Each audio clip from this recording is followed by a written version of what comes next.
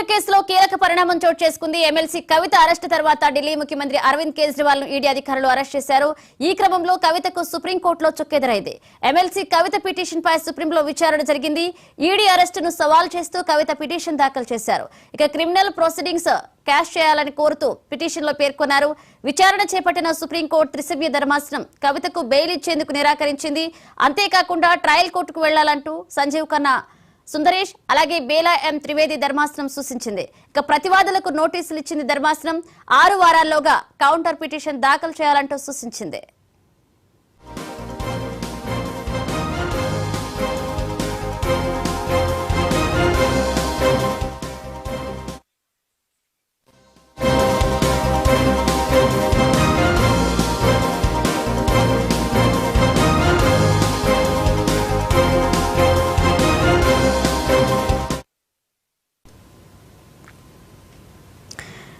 Delhi liquor కేసులో కీలక పరిణామం చోటు చేసుకుంది. ఎమ్మెల్సీ కవిత అరెస్టు తర్వాత ఢిల్లీ ముఖ్యమంత్రి అరవింద్ కేజ్రీవాల్ ను ఈడీ అధికారులు అరెస్ట్ చేశారు. ఈ క్రమంలో కవితకు సుప్రీంకోర్టులో చుక్కెదురైంది. ఎమ్మెల్సీ కవిత పిటిషన్ పై సుప్రీంలో విచారణ జరిగింది. ఇక ఈడీ అరెస్టును సవాల్ చేస్తూ కవిత పిటిషన్ దాఖలు చేశారు. క్రిమినల్ ప్రొసీడింగ్స్ క్యాష్ చేయాలని కోరుతూ పిటిషన్ లో పేర్కొంది. విచారణ చేపట్టిన సుప్రీంకోర్టు త్రిసభ్య ధర్మాసనం కవితకు బెయిల్ ఇచ్చేందుకు నిరాకరించింది. అంతేకాకుండా ట్రయల్ కోర్టుకు వెళ్లాలంటూ సంజీవ్ ఖన్నా అలాగే సుందరేష్, బేలా ఎం త్రివేది ధర్మాసనం సూచించింది. ఇక ప్రతివాదులకు నోటీసులు ఇచ్చింది సుప్రీంకోర్టు. అలాగే 6 వారాల్లోగా కౌంటర్ పిటిషన్ దాఖలు చేయాలని సూచించింది.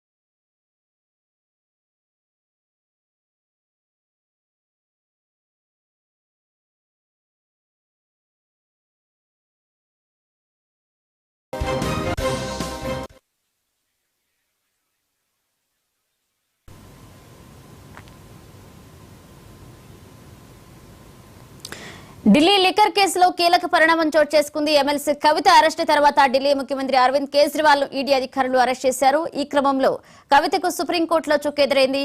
ఎమ్మెల్సీ కవిత పిటిషన్ పై సుప్రీంలో విచారణ జరిగింది.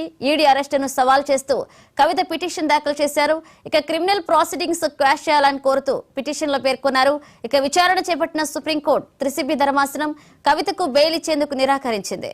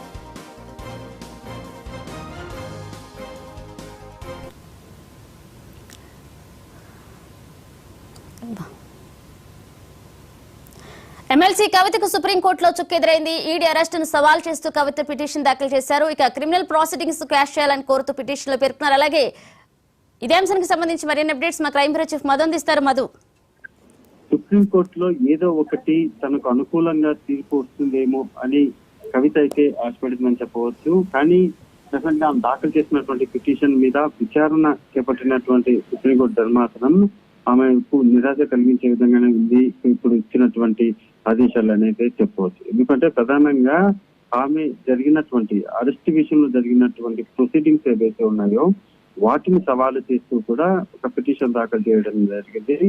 బెయిల్ విషయం పైన ట్రయల్ కోర్టుకే వెళ్ళాలని, అంటే డైరెక్ట్ గా ఆమె తనకు బెయిల్ మంజూరు చేయాలంటూ కూడా సుప్రీంకోర్టు వరకు వెళ్ళడము, ఆ సుప్రీంకోర్టులో బెయిల్ మంజూరు చేసే విధంగా ఆదేశాలు ఇవ్వాలని అడిగిన నేపథ్యంలోనే ముందుగా ట్రయల్ కోర్టుకు వెళ్ళండి, ట్రయల్ కోర్టులో బెయిల్ కు సంబంధించినటువంటి అక్కడ పిటిషన్ దాఖలు చేయండి, ఆ ఆదేశాలు అక్కడ కోర్టు ఎటువంటి తీర్పు ఇస్తుంది అనేది అక్కడ చూసిన తర్వాత అప్పుడు మీరు డైరెక్ట్ గా ఇక్కడికి రావాలి.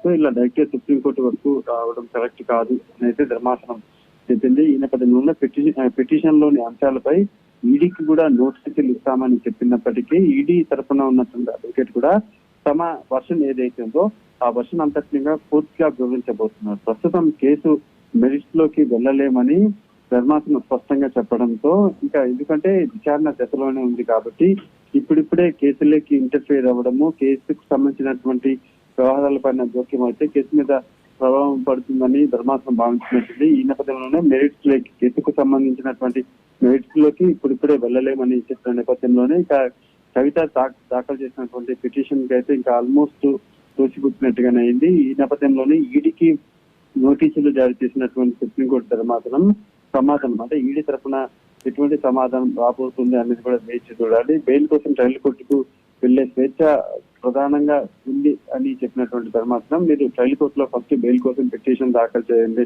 అని చెప్పడమే కాకుండా 6 వారాల్లో సమాధానం ఇవ్వాలంటే కూడా ఈడీకి అయితే ఆదేశాలు జారీ చేసింది. ఈ నేపథ్యంలోనే ఇంకా ఎన్ఫోర్స్మెంట్ డైరెక్టరేట్ అధికారులు 6 వారాల లోపల ఈ కవితకు సంబంధించినటువంటి పిటిషన్ పైన సమాధానంగా తమ వర్షన్ ఏదైతే ఉంటుందో ఆ వర్షన్ అయితే దాఖలు చేయాల్సి ఉంటుంది. ఈ 6 వారాల లోపల మాత్రము ఈడీ అధికారులు కౌంటర్ దాఖలు చేసినటువంటి సమయం లోపలే కవిత ట్రయల్ కోర్టులో తన బెయిల్ సంబంధించినటువంటి పిటిషన్ దాఖలు చేసే అవకాశాలు కూడా కనిపిస్తుంది. Right Madhu, thank you.